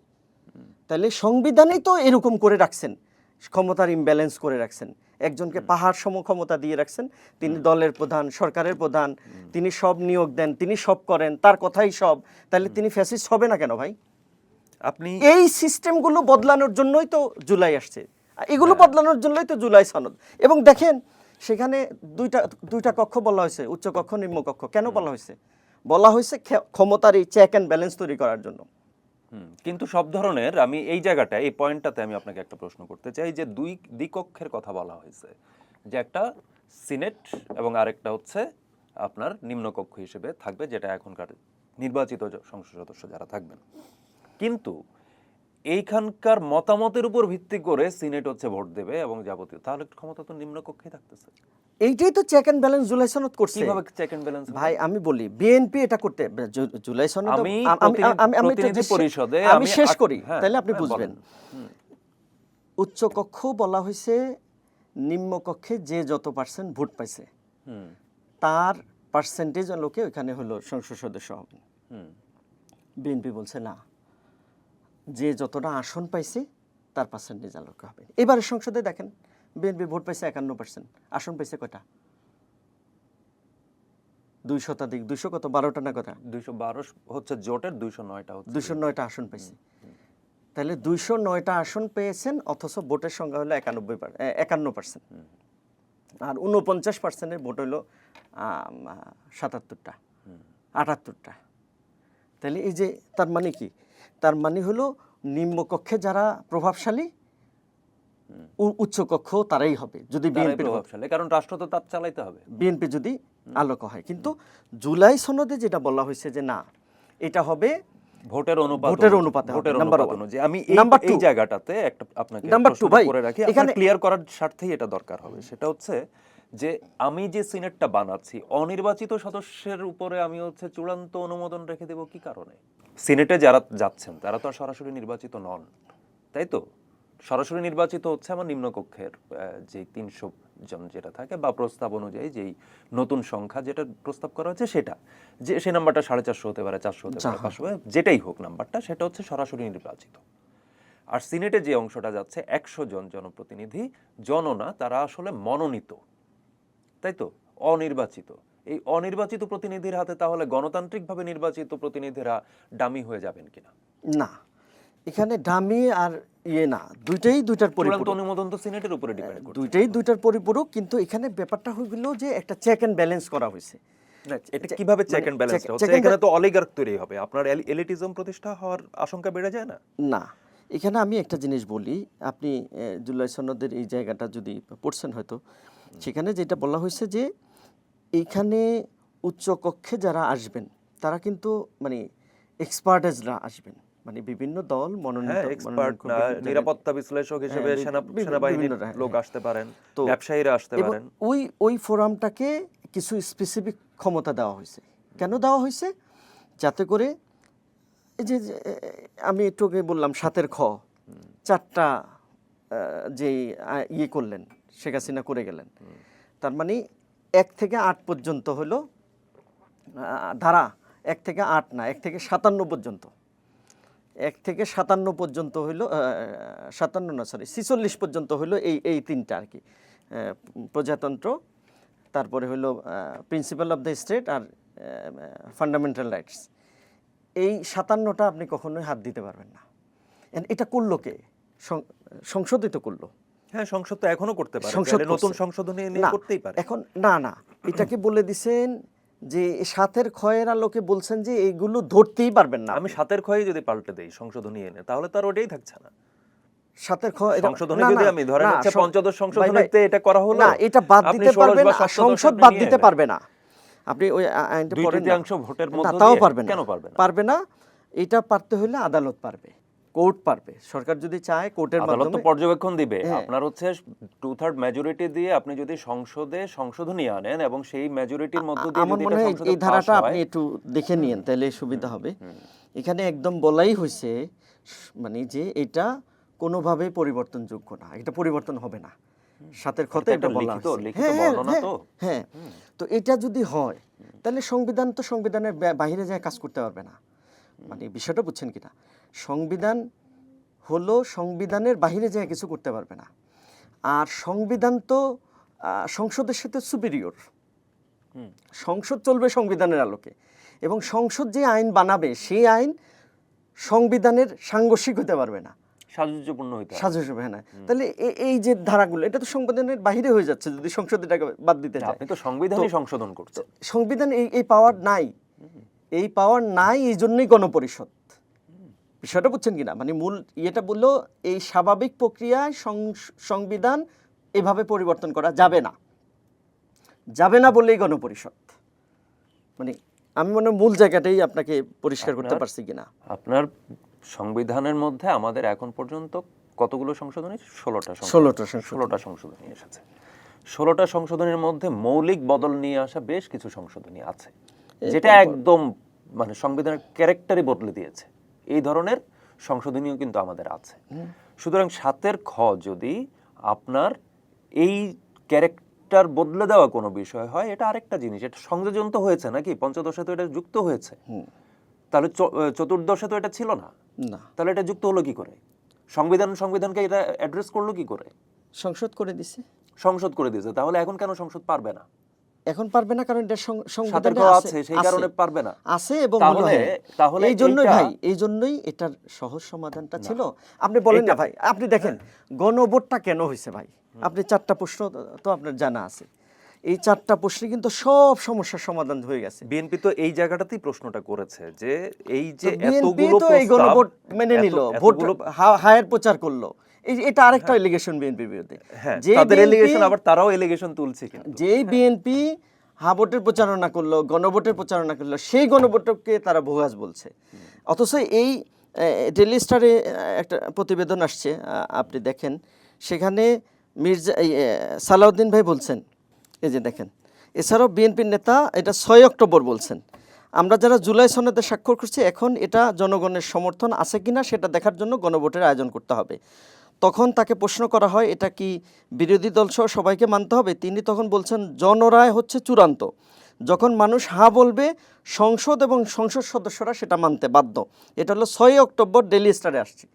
তার মানে কি ভাই, আপনি 6 অক্টোবর বুঝছেন গণরায় চূড়ান্ত, সেটা মানতে হবে, সেটা যে দলে হোক, আর ক্ষমতায় আসার পরে আপনি এটা বুঝতেছেন না, এখন গণরায় গৌণ হয়ে গেছে, এটা প্রতারণা হয়ে গেছে, ওই সময় এটা ঠিক ছিল। তার মানে স্পষ্টত মুনাফিকি। তো এই কারণে আমি বলছি, বিএনপি যেই মানে আমির জামাত এটা বলছেন এই কারণে যে এত কিছুর পরে লক্ষণ দেখা যাচ্ছে, এইটাই তো। আচ্ছা, আমি এবার এই প্রসঙ্গে রাজশাহীর এই জনসভায় যে বক্তব্য, ওনার বক্তব্য থেকে আরেকটা কোট আমি করছি, যে তরুণদের রক্ত ও আত্মত্যাগের ফলে বাংলাদেশ স্বৈরাচার মুক্ত হয়েছে, এখন সেই তরুণদেরই শিশু সংগঠন বা গুপ্ত সংগঠন বলা হচ্ছে। যদি এটা খুবই দুঃখজনক, এবং তিনি এই ধরনের এটা পরিষ্কারভাবে বলেছেন যে এটা অত্যন্ত দুঃখজনক। শিশু সংগঠন বলতে তিনি সম্ভবত ইঙ্গিত করেছেন তরুণদের রাজনৈতিক দল এনসিপির দিকে। আর গুপ্ত সংগঠন, এটা অনেকদিন ধরেই সোশ্যাল প্ল্যাটফর্ম এবং গণমাধ্যমে বেশ আলোচিত নানান ধরনের। আমাদের এখানে ফরাদ এসেছিলেন এবং নাসির এসেছিলেন ছাত্রদলের পক্ষ থেকে, ছাত্র শিবিরের পক্ষ থেকে ফরাদ এসেছিলেন। আমরা দুজনের সঙ্গে এই বিষয়গুলো নিয়ে আলাপ করেছি। তো গুপ্ত সংগঠন, আপনি যেহেতু শিবিরের সাবেক কেন্দ্রীয় প্রচার সম্পাদক, সেক্ষেত্রে স্বাভাবিকভাবে এই প্রশ্নটা আসে যে এই যে গুপ্ত সংগঠনের অভিযোগটা যে বারবার করে ওঠে, এবং আমরা যেই বক্তব্যটা বা যে ব্যাখ্যাটা আমরা শুনি, এই কোশ্চেনটা কিন্তু এখনো উঠছে। ছাত্রদল এই প্রশ্নটা তুলছে বারবার যে গুপ্ত কেন থাকতে হচ্ছে এখনো। শিবির কি এখনো গুপ্ত আছে? তার স্ট্র্যাটেজি কি বদলায়নি? আপনি কি শিবিরকে গুপ্ত দেখছেন এখন পর্যন্ত? এটা ছাত্র দলের অভিযোগ। আমি জাস্ট আপনাকে বলি, এখন পর্যন্ত ঢাকা বিশ্ববিদ্যালয় সহ ছাত্র শিবির গত 18 বা 22 মাস ধরি, 19, 20, 21 মাস ধরি, মানে 5ই আগস্টের পরে, এই 21 মাসে ছাত্র শিবির যে প্রোগ্রাম করছে, ছাত্রদল, যুবদল, তারপরে শ্রমিক দল, সবাই মিলেও যদি তার 3 ভাগের 1 ভাগ করে, তাহলে আপনি আমাকে বলেন যে আমি রাজনীতি ছেড়ে দিব। তার মানে হলো ছাত্র শিবির একা এত প্রোগ্রাম করছে, তার ধারে কাছেও তারা কিছুই করতে পারে না। ছাত্রদল অভিযোগ করছে যে কমিটি প্রকাশ করা হয় না। এরপরও ছাত্র শিবিরকে তারা গুপ্ত বলছেন। এখন একটা জিনিস আপনি বলেন ভাই, এটা যদি আওয়ামী লীগ বলতো তাহলে মাইনে নেওয়া যেত। এই বিএনপির সাথে তো আমরা 17 বছর আন্দোলন করছি, ওনারা প্রত্যেকটা আন্দোলন ব্যর্থ হয়েছে ওনাদের কারণে। আগের দিন প্রস্তুতি মিটিংয়ে ওনাদেরকে পাওয়া যেত, খুব সুন্দর করে প্ল্যান নিতেন। বিশেষ করে মার্চ ফর ডেমোক্রেসি, আপনার মনে আছে, বেগম জিয়া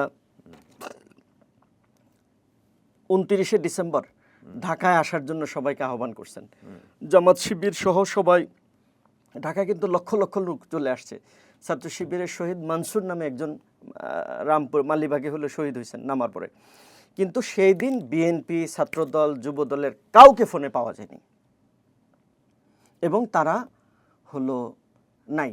আগের দিন ঠিকই মিটিং টিটিং সব করে গেছেন, পরের দিন যে যেখানে দায়িত্ব পালন করার কথা কেউ তো আসেনি নাই, এবং প্রত্যেকের ফোন বন্ধ। সেম ঘটনা শাপলা চত্বরের কথা বলি। শাপলা হলো 5ই মে না, 5ই মে খালেদা জিয়া ঘোষণা দিছে না যে সমস্ত ঢাকাবাসী আসেন, ওনাদের পাশে দাঁড়ান, স্বৈরাচারকে রুখে দেন, বলছে না অনেক কথাবার্তা, কিন্তু খালেদা জিয়া বলছে, আপনি দেখবেন বিএনপির লোকজন আসার কথা ছিল, কেউ আসেনি। না আসার ফলে কি হয়েছে, ফ্যাসিবাদ কিন্তু দীর্ঘায়িত হয়েছে। এরপরে ধরেন গত 17 বছর আপনি দেখেন না, আমি আমার নিজের ফুটেজও যদি বের করি, দেখবেন যে আমি অন্তত 50টা ফুটেজ আমার নিজের বের করতে পারবো, মিটিং মিছিল যেগুলো প্রকাশিত হয়েছে। অথচ তাদের শুধু সরকারের অনুমতি নিয়ে পার্টি অফিসের সামনে প্রোগ্রাম করা, এইটা ছাড়া যে এই প্রোগ্রামগুলোতে ভালো উপস্থিতি হয়েছে, ব্যাপক লোকজন ছিল, কিন্তু হরতাল অবরোধ অন্যান্য প্রোগ্রাম যেগুলো সরকারের অনুমতি নাই সেখানে দেখেন আপনি উপস্থিতি।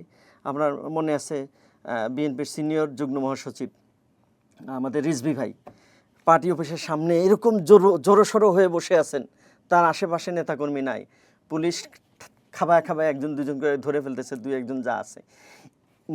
মানে কমনলি বিএনপির চিত্র এটাই ছিল ভাই। এরা হলো পলাতক ছিল, সোজা সাপটা কথা। পলাতকরা কাকে গুপ্ত বললো আর কাকে কি বললো এটা কোনো দেখার বিষয় না, এবং এটা নিয়ে আলোচনারও বিষয় না।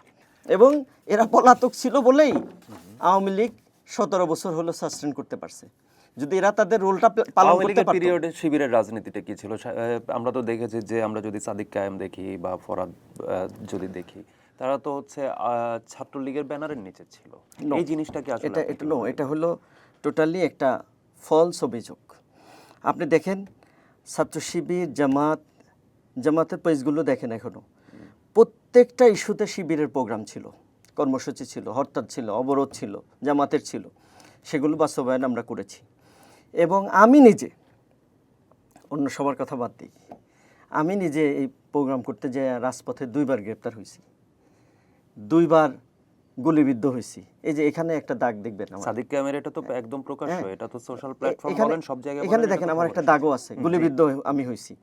এবং 2বার আমি পলাতক ছিলাম, প্রায় 6 মাসের মধ্যে। এই পলাতক মানে হলো উইদাউট ডিভাইস, আমাকে বাই নেমে খোঁজা হচ্ছিল, পাইলে ক্রস ফায়ারে দিবে। তো এটা হলো খুব স্পষ্ট, আমরা আমাদের ভূমিকা রেখেছি।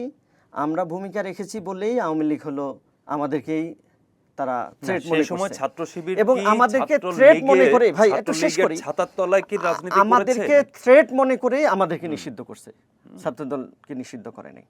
আর আপনি যে সেটা তো একদম তারা চলে যাওয়ার আগে, হ্যাঁ, তারা এর আগেও বহুবার নিষিদ্ধ করার চিন্তা করছে, কিন্তু করতে পারে চিন্তা নাই, করেছে কিন্তু করে নাই, কিন্তু ক্ষমতা ছাড়ার শেষে আগ করছে। মুহূর্তে তার মানে সেটা আমাদেরকেই করেছে। করছে, নিষিদ্ধটা আমরাই হইছি, অন্য কেউ হয়নি।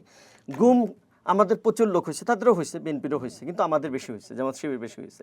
এবং আপনি দেখবেন গত 17 বছরে এমন হয়েছে, আপনি জামাত শিবির এইটুকু হইলে আপনাকে যে কিছু ইচ্ছা করা যেত, মেরে ফেলা যেত, গুলি করা যেত, ক্রস ফায়ারে দেওয়া যেত, গুম করা যেত, গ্রেপ্তার করা যেত, রিমান্ডে নেওয়া যেত, পিটানো যেত, সব করা যেত। এইটা নিয়ে কেউ একটা টু শব্দ পর্যন্ত করেন নাই। এইরকম একটা হত্যাযোগ্য করে জামাত শিবিরকে উপস্থাপন করা হয়েছে। বিষয়টা বুঝছেন? এখন আপনি আসেন, এই প্রেক্ষাপটে জামাত শিবির হলো ক্যাম্পাসগুলোতে নিজ নামে থেকেছেন, কখনো নিজ নামের বাহিরে থেকেছেন, থেকে হলো তারা তাদের কার্যক্রম চালিয়েছেন। কিন্তু যেই এলিগেশনগুলো বলা হচ্ছে, এগুলো নিয়ে বহুবার কথা বলা হয়েছে। সাদিক কায়েম নিজে বলছেন, ফরহাদ বলছেন, এর প্রত্যেকটাই হলো যেমন ফরহাদের ব্যাপারে বলছে একটা হলের নাকি যুগ্ম সাধারণ সম্পাদক, অথচ সেটা কিন্তু আরেক ফরহাদ, এস এম ফরহাদ, একই নাম। সে এসে বলছেনও যে এটা ওই ফরহাদ ও না, এটা আমি। বলার পরও এটা ওই যে একটা মানে ন্যারেটিভ দাঁড় করাইতে হবে। কেন ন্যারেটিভ না দাঁড় করাইতে পারলে তো শিবিরকে গুপ্ত হিসাবে না, আমরা 5 আগস্টের পর যখন আমরা দেখলাম যে সাদিক কায়েম যখন সামনে আসলেন, তিনি তখনও ভিপি হননি, আসলেন এবং তাকে সবাই প্রেজ করলো এবং সমন্বয়ক হিসেবে আসছে। সেই সময়টাতে কিন্তু আমরা যখন দেখেছি, এমনকি সার্জিস আলম তো কি ছিলেন, ছাত্রলীগের রাজনীতি করতেন। হাসনাত আব্দুল্লাহ ছাত্রলীগের রাজনীতি করতেন। হাসনাত করতো না কিনা আমার জানা নেই। সাদিক হাসনাত আব্দুল্লাহ নিজেরই পোস্ট আছে যে করতো, কি বলে, সার্জিসের ব্যাপারে আমি শুনেছি। হাসনাতের নিজেরই পোস্ট আছে যে তিনি হতে পারে, এটা আমার জানা নেই, সেটা স্মৃতিচারণ করেছেন, এই ধরনের কথা আছে। এবং আপনি ভাই এখন আমরা বিভিন্ন সময়, যেমন ফরহাদ আমাকে যে একই তির্যকেই উনি কথা বলেছেন, ফরহাদ আমাকে যে রিপ্লাই দিয়েছেন যে নিপীড়নের বিরুদ্ধে এই কৌশল নেওয়া ছাড়া আর উপায় ছিল না, নিপীড়ন হাত থেকে বাঁচার জন্য এই ধরনের একটা ভাষ্য কিন্তু আমরা পেয়েছি। ফার্স্ট ইয়ারে যারা আসে, তাহলে ছাত্র দল তো নিপীড়নের শিকার হয়েছে, এটা তো আপনাদের তো মতাদর্শিক একটা পজিশন। আমি একটু বলি ভাই, ফার্স্ট ইয়ারে ক্যাম্পাসে যারাই আসে সবাইকে গেস্ট রুম করতে হইতো, সবাইকে হলো গণরুমে থাকা লাগতো, সবাইকেই হলো ছাত্রলীগের প্রোগ্রামে যাওয়া লাগতো। এটা ওই সময়ের কালচার ছিল, ট্র্যাডিশন ছিল। সেই সেন্সে ফরহাদরা গেছেন কিনা আমি জানি না, যেতে পারেন, অন্যরাও যেতে পারেন। এখন আপনি প্রশ্ন করেছেন সাথে ছাত্রদলও, হ্যাঁ ছাত্রদলের লোকজন বহু, এই যে কমিটি দিচ্ছে দেখেন নাই, ঢাকা বিশ্ববিদ্যালয়ে এক কমিটি হয়েছে, সেই কমিটিতে 57 জন বের হয়েছে ছাত্রলীগের। তার মানে কি সেও ছিল, বুঝতে পারছেন ঘটনা সেম, নাইলে সে ক্যাম্পাসে ছিল না, এটা হবে। ক্যাম্পাসে যে ছিল সে ছাত্রলীগ করছে এবং ছাত্রদলও করছে, এবং তার কমিটিতে সেটা প্রুভ হয়ে গেছে। 57 জন বের হয়েছে এক ইউনিভার্সিটির কমিটিতে, এবং অন্যান্য জায়গায় যেখানে কমিটি দিচ্ছে মোটামুটি 1/3 হলো ছাত্রলীগের তাহলে লোক বের এই হচ্ছে। যে এখন যে নতুন একটা 24-এর 5 আগস্টের পর থেকে তো পরিস্থিতি বদলেছে, লীগ তো আর হচ্ছে নেই, বরং সে এখন নিষেধাজ্ঞার আন্ডারে আছে, তার মূল দল কার্যক্রম নিষিদ্ধ অবস্থায় আছে, আর ছাত্রলীগের রাজনীতি তো নিষিদ্ধই। তো এই যে পরিস্থিতি বদল বা গণ অভ্যুত্থানের পরে একটা নতুন বন্দোবস্তের আশা তো মানুষ দেখলো আসলে, সেইটার যাত্রার পরে এই অভিযোগটা কেন আবারও আসছে? ছাত্রদল এনেছে, ছাত্রদল এনেছে ছাত্রদল এনেছে কেন এনেছে? কারণ ছাত্রদল চিন্তা করছেন শিবিরের বিরুদ্ধে একটা নেগেটিভ দাঁড় করাইতে হবে। তো দেখেন শিবির দেদারসে প্রোগ্রাম করতেছে, ছাত্রদেরকে এঙ্গেজ করতেছে, ছাত্রদের কল্যাণমূলক বিভিন্ন কাজ করছে, তারা এর কিছুটাই কোনোটাই করতে পারতেছেন না বা করেন না। কিন্তু তারা কি করছেন, তারা হলো মানে কিভাবে শিবিরকে খেপানো যায়, কি করলে শিবির হলো আরও একটু উত্তেজিত হবে, ক্যাম্পাসে একটু মারামারি হবে, হলগুলো তারা দখল করতে পারবে, এইরকম মানে কাজগুলো তারা করছেন। করেই তারা হলো গুপ্তটাকে নিয়ে আসছেন সামনে। এখন গুপ্ত আনার পরে দেখেছে আরও উল্টা হয়ে গেছে, যে শিবির এই গুপ্ত নিয়ে উৎসব করতেছে, নিজেরা হলো গুপ্তের সাথে ছবি তুলে ফেসবুকে পোস্ট দিচ্ছে।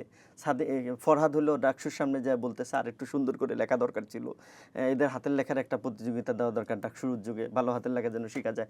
এটাতে তারা আরও খেপে গেছে, খেপে যাই কিন্তু মারামারিগুলো হয়েছে। যে দেখেন একই সাথে কয়েকটা ইউনিভার্সিটিতে মারামারি হলো, বেশ কয়েকটা, এবং হলো ডাকসুর নির্বাচিত প্রতিনিধিদেরকে মপ করে হলো শাহবাগে মারা হলো। এটা কিন্তু ওই অ্যাকশন রিঅ্যাকশনের অংশ না। শাহবাগের না, ঘটনা ভিন্ন, ঘটনা ভিন্ন, কিন্তু ওইটারই জের, মানে একদিন পরেই কিন্তু করছে। আপনি সিটি কলেজে, চট্টগ্রাম সিটি কলেজের ঘটনার একদিন পরেই, এবং এটা প্রুভ হয়ে গেছে যে ওরা এটা করে নাই। মাহমুদ বলছেন, তার সোশ্যাল মিডিয়ায় বলছেন, এবং নাসির আবার বলছেন যে তার কাছে প্রচুর এভিডেন্স আছে তার প্রিভিয়াস বিভিন্ন পোস্টের, যেটা আসলে প্রমাণ করে এই ধরনের, আমাদের প্রোগ্রামেই বলেছেন আসলে অভিযোগটা তুলেছেন। আপনি একটা জিনিস মনে রাখবেন, আপনি সুনির্দিষ্ট একটা অভিযোগে তাকে অভিযুক্ত করছেন, সেইটার সে নাই, সেটা যখন প্রুভ হইল না তখন আপনি ভিন্ন আরেকটা বয়ান নিয়ে আসছেন। কি বয়ান? তার পোস্টগুলো এরকম। এটা খুব হয় ভাই। আমি যদি বলি নাসির ভাইয়ের পোস্টদারি, ছাত্রদলের পোস্টদারি এরকম শত শত নেতাকর্মী আছে যারা নারীদের ব্যাপারে খুবই কুৎসিত এবং ঘৃণিত মন্তব্য করছেন। তো তারা তো পোস্টদারি, তারা কেন্দ্রীয় নেতা, তারা হলো সেটা করছেন। আপনি এর পক্ষে বিপরীতে দেখেন, একটা মন্তব্য দেখান জামাত শিবিরের পোস্টদারি কেউ যে নারীদের নিয়ে এরকম কুৎসিত মন্তব্য করছে। তো এরপরও জামাত শিবিরকে হলো বলা হয় যে নারী বৃদ্ধি সেই ইত্যাদি। এগুলো হলো খুব স্পষ্ট। আমি ওই যে আগে একটা বক্তব্য আপনাকে দিছিলাম যে জামাত শিবিরের বিরুদ্ধে বলতে হবে, তো এই বলার জন্য নতুন নতুন নেরেটিভ তৈরি করার চেষ্টা করছেন। এই নেরেটিভের অংশই হলো গুপ্ত। আচ্ছা, আমি একদম শেষ দিকে, এটা হচ্ছে একদম সর্বশেষ যে জায়গাটা, সেটা হলো যে সাবেক অন্তর্বর্তী সরকারের উপদেষ্টা ছিলেন এবং জুলাই গণ অভ্যুত্থানের বা জুলাই আন্দোলনের অন্যতম মাস্টার মাইন্ড হিসেবে পরিচয় করিয়ে দেওয়া হয়েছিল যুক্তরাষ্ট্রের সফরে। স্বয়ং ডক্টর ইউনূস অন্তর্বর্তী সরকারের প্রধান ছিলেন যিনি, তিনি পরিচয় করিয়ে দিয়েছিলেন মাহফুজ আলমকে। সেই মাহফুজ আলম গতকাল একটা দীর্ঘ পোস্ট দিয়েছেন যেখানে তিনি যে আওয়ামী লীগ ফিরেছে দেখেছো এই ধরনের একটা ভাষ্য দিয়ে উনি প্রথমে একটা পোস্ট দেন, তারপর ওটার ব্যাখ্যা দিয়ে পর্যবেক্ষণ দিয়ে আরেকটা পোস্ট করেন। সেখানে তিনি সুনির্দিষ্টভাবে কতগুলো কথা বলেছেন। সেটা হলো যে যেদিন 24কে 71-এর বিরুদ্ধে দাঁড় করিয়েছিল স্বাধীনতার বিরুদ্ধের শক্তি, লীগ সেদিনই ব্যাক করেছে। যেদিন থেকে ডানপন্থীদের উত্থানের জন্য উনি লিখেছেন অন্তরীণ সরকার, সম্ভবত উনি অন্তর্বর্তী সরকারকেই বোঝাচ্ছেন, অন্তরীণ সরকারের লোকজন কাজ করা শুরু করেছে। এই যে একটা জায়গা, এবং এরপরে অন্তরীণ সরকার তো সেও ছিল, উনিও ছিলেন। আমি এই কারণে আমি আপনাকে, যদি তাই হয় তাহলে তাকে এখন গ্রেফতার করা হোক। মানে একটা সরকার আরেকটা পার্টির জন্য কাজ করতে পারে কিনা। এবং উনি এইখানে সরাসরি হচ্ছে অন্তরীণ সরকার জামায়াতকে কোলে নিয়েছে এই ধরনের একটা পয়েন্ট উল্লেখ করেছেন। জামায়াতকে যদি অন্তরীণ সরকার কোলে নেয় তাহলে লন্ডনে যায় মিটিং কাদের সাথে করে, কাদের সাথে? আমি আপনার কাছে বরং আমি জানতে চাইছি যে এই অভিযোগগুলো যে, মানে এটা তো এক ধরনের অভিযোগও বটে, উনি কারণগুলো ব্যাখ্যা করেছেন নিজের মতো করে একটা, এখানে আমি একটু বলি ভাই, বা কিচেন ক্যাবিনেটের মানে কথা আমি বলছেন, একটু যেখানে বলা একটু হচ্ছে বলি, যে আসলে জামায়াত বিএনপি এবং লীগের ছুপা দালালরা পার্সোনালি আমি মনে করি মাহবুব সাহেব নিয়ে আলোচনা করার মতো ব্যক্তি উনি আসলে না। এটা হলো আমার একদম ভিতরের কথা। কারণ হলো উনি মন্ত্রী থাকাকালীনে এমন অনেক পোস্ট দিতেন 2 ঘন্টা পরে আবার ডিলিট করে ফেলতেন। তার মেন্টাল মানে স্বাস্থ্য ঠিক ছিল কিনা এটা অনেকে প্রশ্ন করছেন। আমি অবশ্যই ওই প্রশ্ন করব না। তো এরকম অনেকগুলো কথা তিনি তখনও বলছেন, এখনও বলছেন, সামনেও হয়তো বলবেন। এখন এটাকে যদি আমরা সিরিয়াসলি নেই, মানে আমরা বলতে সবাই সিরিয়াসলি নেন, তাহলে ওনাকে গ্রেপ্তার করে এগুলোর ব্যাপারে জিজ্ঞাসাবাদ করা উচিত। না, ওনাকে গ্রেপ্তার করলে তো, ক্যাবিনেটের একজনকে গ্রেপ্তার করলে তো বাকি সবাইকেই হচ্ছে এটার করেন। আওতায়, জবাবদিহির না, আওতায় আনতে হবে। ওনার ওই এলিগেশন যদি বাকিদের উপরেও আসে তাহলে তো গ্রেপ্তার করতেই হবে, এছাড়া উপায় কি? মানে ইন্টারিম তো কাউকে কোলে নেওয়ার স্কোপ নাই, আছে? কিন্তু এটা কিন্তু একটা ইন্টারিম পারসেপশন। দেখেন, এই যে ইন্টারিম লন্ডনে যে মিটিং করলেন, করে সব ঠিকঠাক করে এসে তারপরে হলো এখানে করলেন, উনি ইলেকশন করলেন। ইলেকশনে কি করলেন? সেই এক ধরনের সেটআপ ইলেকশন করলেন, যে ইলেকশনের মধ্য দিয়ে জনরায় আসলে পরিস্ফুটিত হয়নি। সেই ইলেকশনটা কেমন হয়েছে? ওই যে 8 সালে যে নির্বাচন হইলো, 9 সালে সেরকম হইলো, বা অন্যান্য ইলেকশনগুলোর মতোই হলো, ক্রেডিবল হইলো না, গ্রহণযোগ্য হইলো না। মানে এই নির্বাচনকেও আপনারা ক্রেডিবল বলছেন না? হইলে তো এত রেজওয়ানা সিদ্দিকী বলতো না যে এদেরকে আমরাই আনতে দেই নাই, আমরা চাই নাই, এগুলো বলছে না? রেজওয়ানা সিদ্দিকী বলছে কিনা? জামাতকে ইন্ডিকেট করে বলছে তাদেরকে মেইন স্ট্রিম হতে দেই নাই, বলছে কিনা? তাহলে একজন সরকারের উপদেষ্টা এই কথাগুলো বলতে পারেন কিনা? এবং এটা বলার মধ্য দিয়ে জনগণ যে চিন্তা করছেন যে জামাত ক্ষমতায় চলে আসছে, জামাতকে হলো আসতে দেয়নি, সেটাই তো এক ধরনের প্রুভ করে দিছেন। এরপরে হলো ইন্টারিম সরকার হলো লন্ডনে যে জনাব তারেক রহমানের সাথে মিটিং করলেন, সেই মিটিংয়ের অ্যারেঞ্জ করলেন কে? পররাষ্ট্রমন্ত্রী জনাব খলিলুর রহমান সাহেব। তিনি তখন ইন্টারিম সরকারেরও পররাষ্ট্র উপদেষ্টা ছিলেন। সেই লোকে আবার কিভাবে হলো এই সরকারের, বিএনপি সরকার, যার হলো না, উনি সেই সময় ছিলেন নিরাপত্তা এবং পররাষ্ট্র বিষয়টা উনি দেখতেন, রোহিঙ্গা বিষয়ক, হ্যাঁ, পররাষ্ট্র বিষয়টা উনি দেখতেন। সেটা যাই হোক, সেই ওনার যার পদত্যাগ বিএনপি চাইছে, সেই লোককেই বিএনপি আবার তার পররাষ্ট্রমন্ত্রী করলো। কেন করলো? একটা আন্ডারস্ট্যান্ডিং তো হয়েছে। কি হয়েছে সেটা জনগণ দাবি করছে, বের করুক। না, এখন খলিলুর রহমান তো এটাও বলেছেন যে বাণিজ্য চুক্তি, যেটা যুক্তরাষ্ট্রের সঙ্গে যে বাণিজ্য চুক্তি, সেই বিষয়ে জামায়াত ইসলামী এবং বিএনপি দুই বড় দলেরই সম্মতি বা তাদের অবহিত করা হয়েছিল। তো সেক্ষেত্রে তো জামায়াত তো এটার সাথে খলিলুর রহমানের সাথে কানেক্টেড। জামাত খলিলুর রহমানের সাথে যদি কানেক্টেড হইতো তাহলে জামাতে ক্ষমতায় আসতো, বিএনপি ক্ষমতায় আসতো না। মানে দেশ কি তাহলে খলিলুর রহমান চালাচ্ছেন? দেশ খলিলুর রহমান চালাচ্ছে না সালাউদ্দিন চালাচ্ছে, এটা হলো তো অন্য প্রশ্ন। আপনি যেহেতু বললেন যে খলিলুর রহমানের সাথে কানেক্টেড হলে জামাত ক্ষমতায় চলে আসতো, আমি এটা বলছি ওই প্রেক্ষাপটে, এটা ওই প্রেক্ষাপটে বলছি যে খলিলুর রহমান তো সেই ব্যক্তি যার পদত্যাগ বিএনপি দাবি করছে। খলিলুর রহমান তো সেই ব্যক্তি যার সাথে, যিনি আমেরিকার সাথে হলো একটা চুক্তি করছেন এবং সেই চুক্তি নিয়ে অলরেডি অনেক ধরনের বক্তব্য আছে। তাহলে সেই লোককে বিএনপি তার ক্যাবিনেটে নেওয়ার মধ্য দিয়ে কি প্রমাণ করলো? তার মানে তার লেগেসি বিএনপি গ্রহণ করলো না। তাহলে এটা তো কোনো একটা আন্ডারস্ট্যান্ডিং আছে, নাহলে কেন নিল? যার পদত্যাগ দাবি করলো তাকে আবার সেই ক্যাবিনেটে নিল কেন? এটা প্রশ্ন না ভাই। আমি ধরেন রাজনীতি করি না, বুঝিও না কিছু, সাধারণ মনেও তো একটা প্রশ্ন, এটা কেন নিল, কারণটা কি? কিন্তু এই বাণিজ্য চুক্তির ইস্যুতে মানে মূল আমি প্রসঙ্গটা ওই ইস্যুতে গেলাম না ভাই। না, আমি যাচ্ছি, আমি এই প্রশ্নটা তুলতে চাচ্ছি যে বাণিজ্য চুক্তি ইস্যুতে জামাত, খলিল সাহেবের ইস্যুটাই এটা বললাম যে ওনাকে যারা এইভাবে গ্রহণ করলো তারা কেন করলো, এটা তো একটা প্রশ্ন না? মানে একদম খোলা চোখে, আপনি সাংবাদিক হিসাবে আপনার মধ্যেই প্রশ্ন তৈরি হয় নাই, হয়েছে কিনা? তাহলে এটা এই প্রশ্ন নিয়ে আমরা বিভিন্ন সময় ডিসকাসও করেছি, একটা উত্তর তো আছে। সেই উত্তরটা কি আসলে? সেই উত্তরটাই হলো এক ধরনের যোগসাজশ। তাইলে এই ইলেকশনটাও সেই সেন্সে আমি বলছি। তাহলে আপনারা সংসদে আছেন কেন? যদি আপনারা মনে করেন যে এটা সেটআপের নির্বাচন বা যোগসাজশের নির্বাচন, তাহলে এই সংসদকে আপনারা শপথ নিলেন কেন বা মেনে নিলেন কেন? এটা আমি প্রথম দিনেই বলছেন, একদম প্রথম দিনেই বলছেন। আমি যেমন বলছেন যে অনেক প্রশ্ন আছে, অনেক বক্তব্য আছে, অনেক কথা আছে, কিন্তু দেশের স্বার্থে আমরা এটাকে মেনে নিচ্ছি। কেন নিচ্ছি?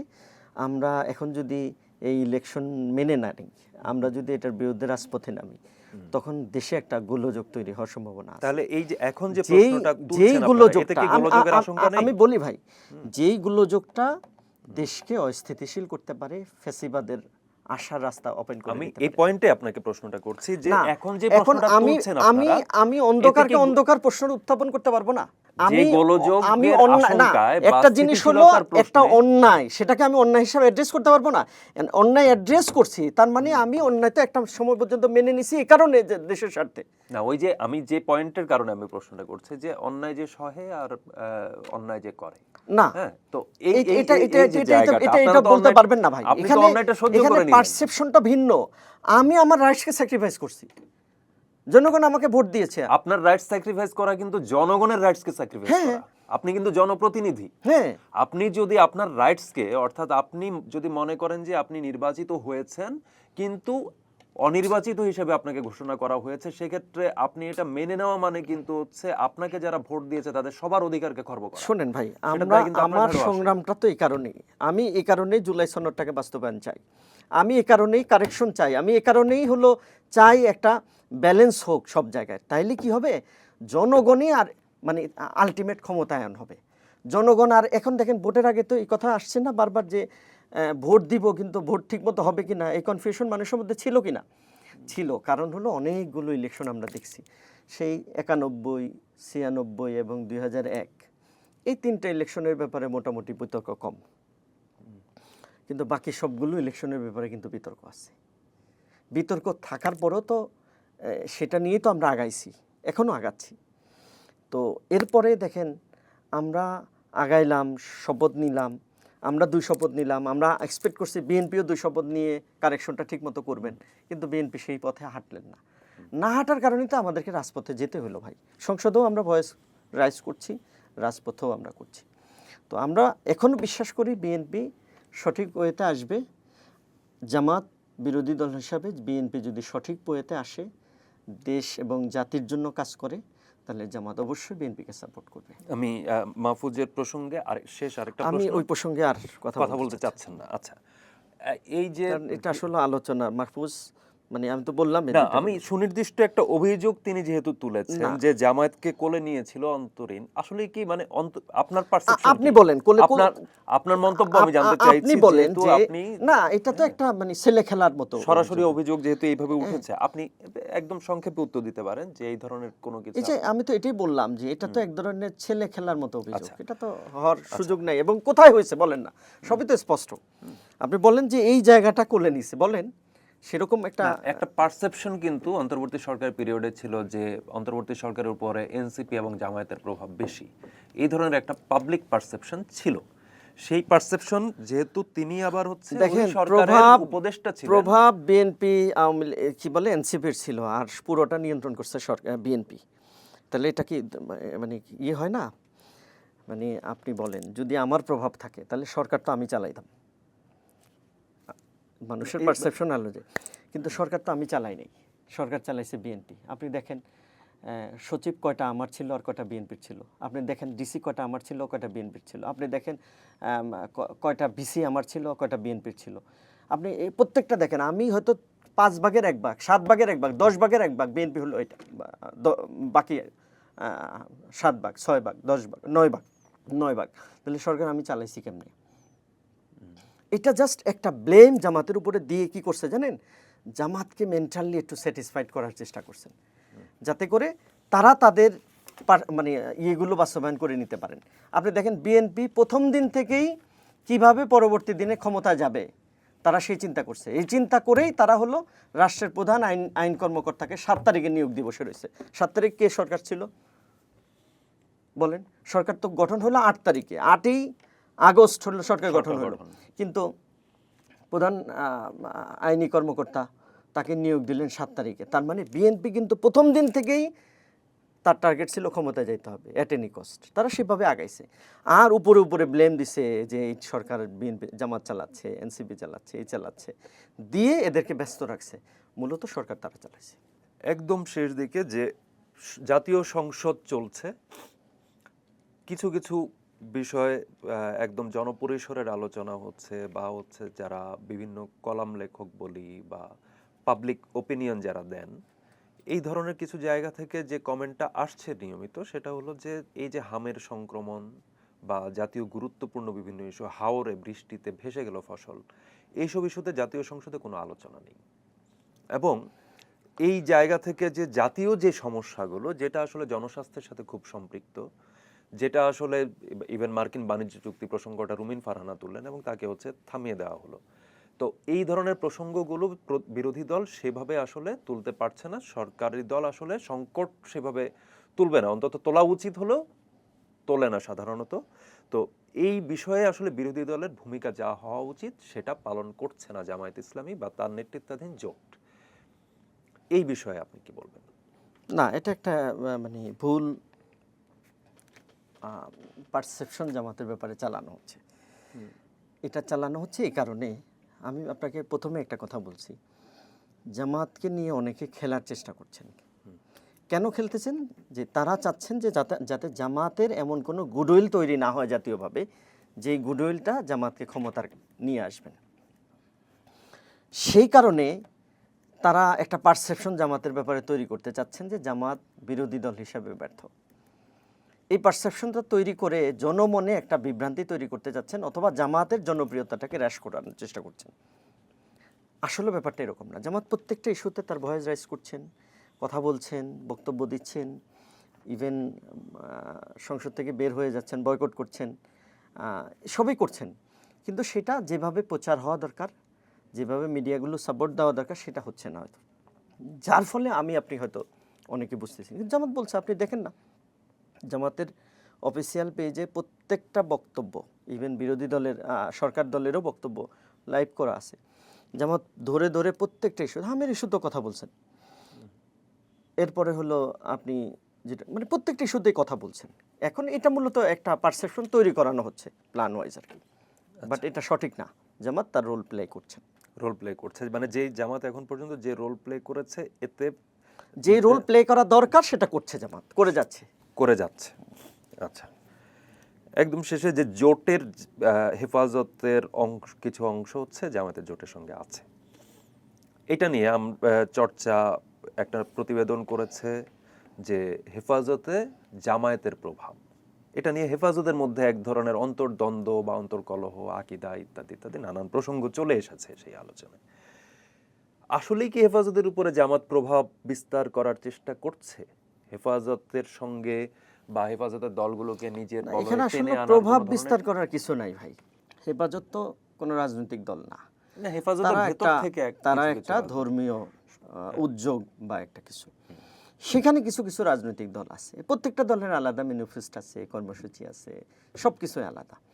কমন কিছু ইস্যুতে জাতীয় নির্বাচনে একটা দল বা একটা বা দুইটা দল একসাথে হয়েছে জামাতের সাথে, এবং যারা একসাথে হয়েছে তারা তাদের রাজনীতি আলাদা করতেছে।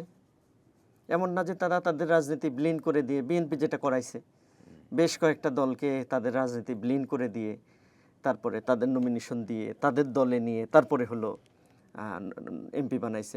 কেউ আবার এমপি হয়ও নাই। সাধারণ সম্পাদক দলের পদত্যাগ করেছে, দলের প্রধান দল থেকে পদত্যাগ করে দলে বাদ দিয়ে দিল। এটা বিএনপি করছে, জামাত এরকম কোনোটাই করেনি। জামাতের সাথে যারা আসছেন প্রত্যেকে তাদের দল হয়ে আসছেন, এবং তারা এখনও প্রত্যেকেই তাদের রাজনীতিটা করছেন। সুতরাং এটার সাথে কোনো ইয়ে নাই, ব্যক্তি নাই আর কি। ধন্যবাদ কামরুল হাসান। অনেক প্রসঙ্গ এলো আসলে আমাদের আলোচনায়। মূলত যে জায়গাগুলো, একটা হলো কামরুল হাসান বললেন যে জাতীয় সংসদে বিরোধী দল হিসেবে যে ভূমিকা থাকা উচিত জামায়াত ইসলামী তার সবগুলোই পালন করছে, যেই প্রসঙ্গগুলো উত্থাপন করা উচিত জামায়াত ইসলামী সেটা উত্থাপন করছে। একই সঙ্গে মাজারের প্রসঙ্গ নিয়ে আলোচনা হলো, সর্বশেষ শাহ আলী মাজারের হামলা বা ওই প্রসঙ্গটি এলো, এবং তিনি বললেন যে যদি কেউ যুক্ত থাকে, যারাই যুক্ত আছে, যারাই জড়িত, তাদেরকে বিচারের আওতায় আনা হোক, তদন্ত করে শাস্তি দেওয়া হোক। সেখানে যদি জামায়াত ইসলামীর বা যেই দলেরই যেই থাকুক না কেন, সে শাস্তির আওতায় আসুক, এবং এই ধরনের ঘটনার নিন্দা তিনি জানালেন। পাশাপাশি মাহফুজ আলমের গতকালকে সাবেক উপদেষ্টা মাহফুজ আলম যিনি মাস্টার মাইন্ড হিসেবে ডক্টর ইউনূস যাকে পরিচয় করিয়ে দিয়েছিলেন, তার যে স্ট্যাটাস বা তার ভেরিফাইড পেজে যেই পোস্ট দিয়েছিলেন, যেখানে আওয়ামী লীগ ফিরে আসার অনেকগুলো কারণের মধ্যে এই ধরনের কিছু বিষয় উল্লেখ করেছেন, সেই বিষয়ে আসলে কামরুল হাসান খুব বেশি কথা বলতে চাননি। তিনি একটা কথা বলেছেন, যদি এই অভিযোগগুলোকে সিরিয়াসলি নেওয়া হয় তাহলে তাকে গ্রেপ্তার করা হোক, তাকে জিজ্ঞাসাবাদ করা হোক, এই ধরনের প্রসঙ্গ তিনি বলেছেন। এবং গুপ্ত প্রসঙ্গে তিনি বলছেন যে গুপ্ত বিষয়টি আসলে যেভাবে প্রচার করা হচ্ছে বা জামায়াতের বিরুদ্ধে বিভিন্ন সময়ে যে কোনো জায়গায় যে কোনো অঘটন ঘটলে জামায়াতের দিকে আঙ্গুল তোলাটা, এটা এক ধরনের পারসেপশন ক্রিয়েট করে জামায়াতের জনপ্রিয়তা বা জামায়াতের ইমেজকে নষ্ট করার চেষ্টা করা হচ্ছে। আপনিও কি তাই মনে করেন কিনা আপনি জানান চর্চার ইউটিউব চ্যানেল এবং ফেসবুক পেজের কমেন্ট বক্সে।